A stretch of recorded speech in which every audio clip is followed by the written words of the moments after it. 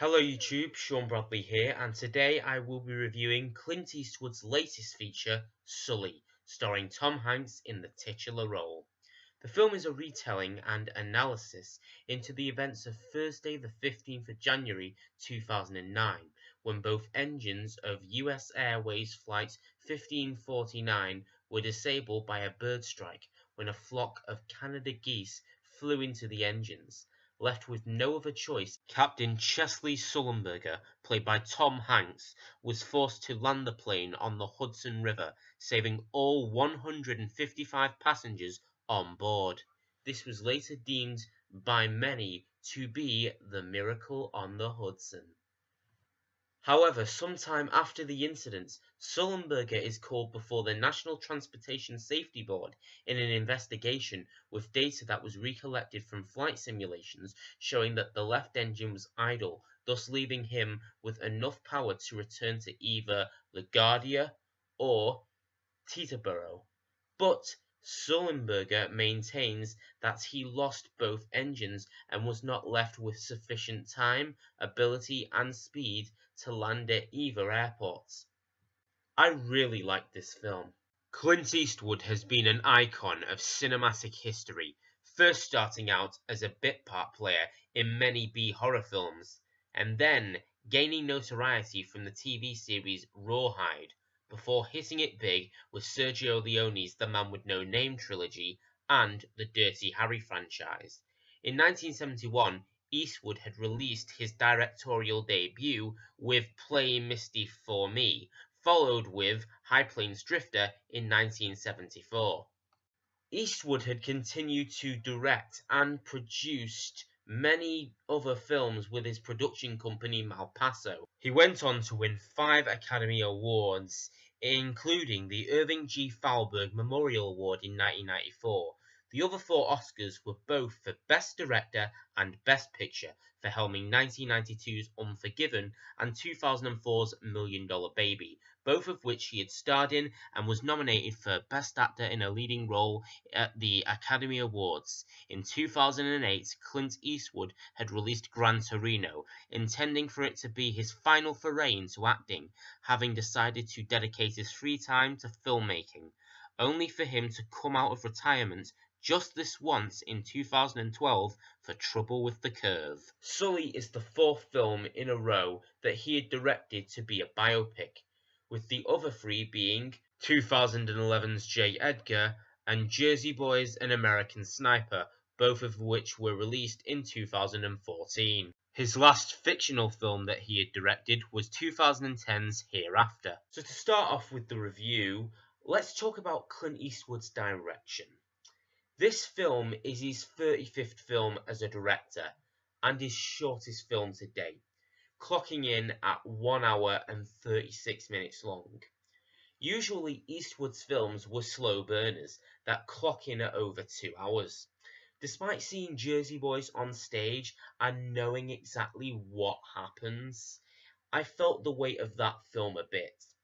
This film begins with both Sullenberger and First Officer Jeffrey Skiles, played by Aaron Eckhart, talking over the Warner Brothers logos and the Village Roadshow logos and the Rat Pack logos, and it's putting us right into the action with the Airbus A320 crashing into a building, which turns out to be a dream sequence caused by Sullenberger's PTSD. The film is practically a courtroom drama. It is heavy in dialogue and aviation terminology that may go over the viewers' heads. This film has been compared on the IMDb message boards to Robert Zemeckis' 2012 film Flight, as that is also about a pilot who is under investigation by the NTSB after heroically landing a plane in an emergency.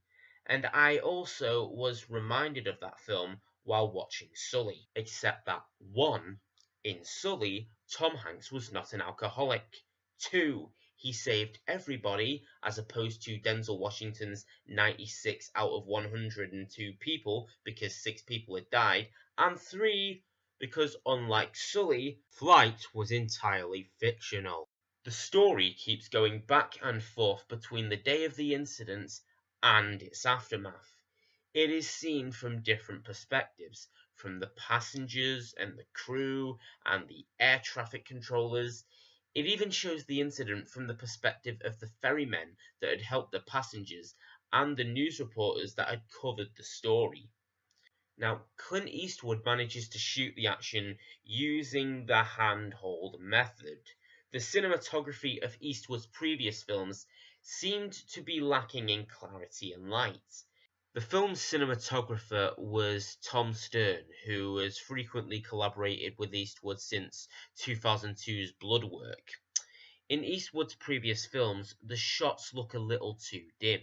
In J. Edgar, some shots are dimly lit and are meant to portray the FBI as serious. But even in positive and upbeat scenes, like the film premiere that J. Edgar Hoover, played by Leonardo DiCaprio, goes to, they still have the filter on the lens, the grey filter, and in other films like Hereafter and Jersey Boys and American Sniper, the colour is filtered in blues and greys and greens. However, in Sully, Eastwood had shot almost the entire film with the 65mm Alexa IMAX cameras. The crash scenes and the TV interview with Katie Couric is shot normally.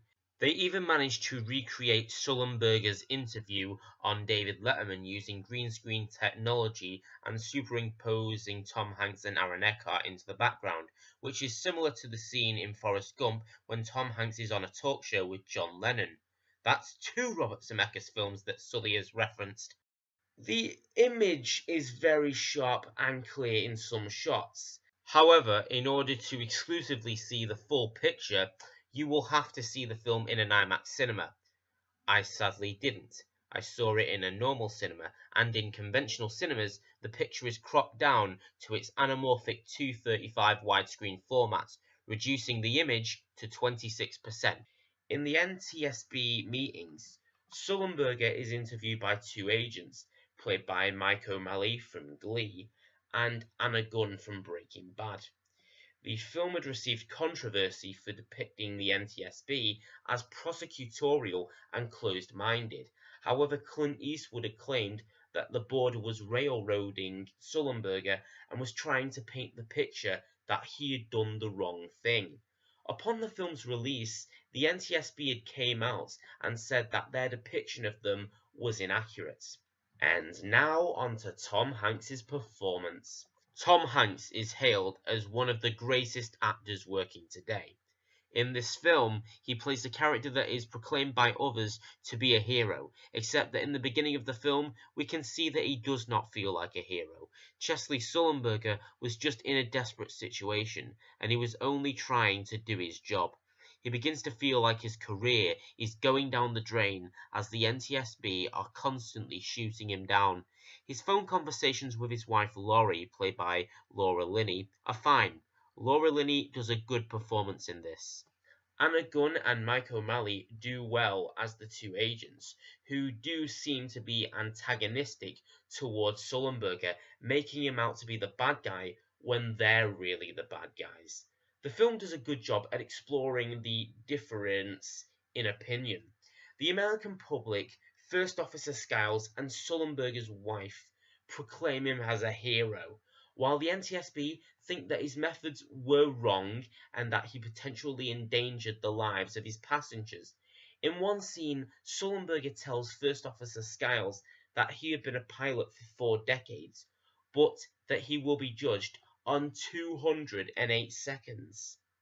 So maybe it shows that many should just rejoice in the fact that these people are still alive, instead of trying to figure out why they were even saved in the first place. The film, while based on a true story, was adapted from Highest Duty, which was written by Chesley Sullenberger with the help of the late Jeffrey Zaslow, a columnist for the Wall Street Journal. In America, it is advertised as Sully on the posters, while the UK had advertised this film as Sully Miracle on the Hudson. Why? Were Warner Brothers afraid of us confusing him with this guy? But the actual film does lose the subtitle on the title sequence, and so did the BBFC on their website. well on the heading of their column at least. The film has already been nominated for 4 Critics' Choice Awards, including Best Picture and Best Actor for Tom Hanks. It will probably be an Oscar contender, though mostly for technical categories. Depends on whether the Academy will surprise us again by voting for a Best Picture nomination, like they did with American Sniper. So to wrap this up, Sully was a brilliant film. Tom Hanks did a very good performance as always, with Clint Eastwood managing to pick up the pace. The cinematography was brilliant, and I recommend that you check it out. I give this film a 9 out of 10. This is Sean Bradley signing out. I will see you all later. Bye.